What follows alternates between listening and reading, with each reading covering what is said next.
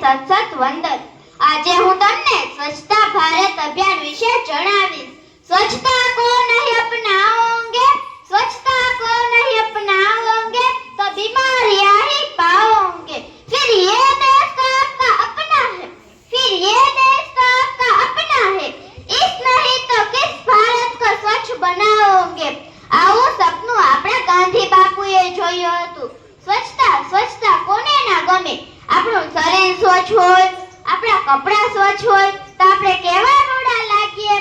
તેવી જ રીતે આપણા ઘરથી માંડી શેરી, ગામ, શહેર પૂરેપૂરું ભારત દેશ સ્વચ્છ હોય તો clean country, green country, India's dream country એવું જ કંઈક લાગે। અરે કુદરતને પણ મલિનતા નથી ગમતી। તે સવારે ઉઠીને ઝાકળથી પુષ્પને ધોવે છે।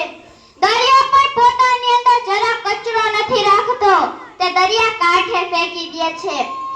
અરે બિલાડી જે સ્થાન પર બેસવાની હોય ને તે સ્થાનને સાફ કરીને બેસે છે।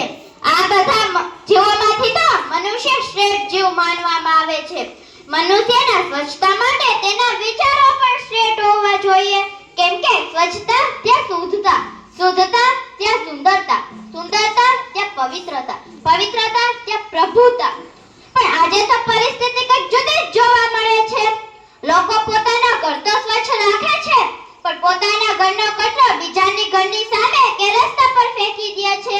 વ્યક્તિ બસમાંથી ઉતરતા જ ટિકિટને રસ્તા પર ફેંકી દે છે ને અને નાસ્તો પૂરો કર્યા બાદ જ પ્લાસ્ટિકના રેપર્સને આમ તેમ ફેંકી દે છે। અને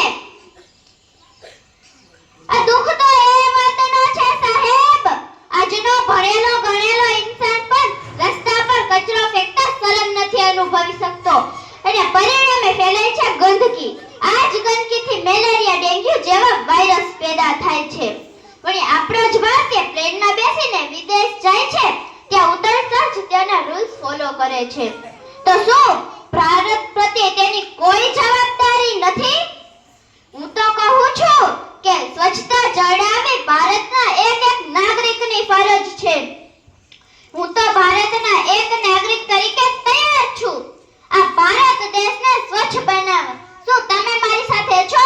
તો ઉઠો ભારતના વીરો, આપણી આસપાસની ગંદકીને સાફ કરીએ અને ભારત ભોજને સ્વચ્છ બનાવીએ। हम सबका हो एक ही नारा, साफ सुथरा हो देश हमारा। हम सबका हो एक ही नारा, साफ सुथरा हो देश हमारा। अस्तु।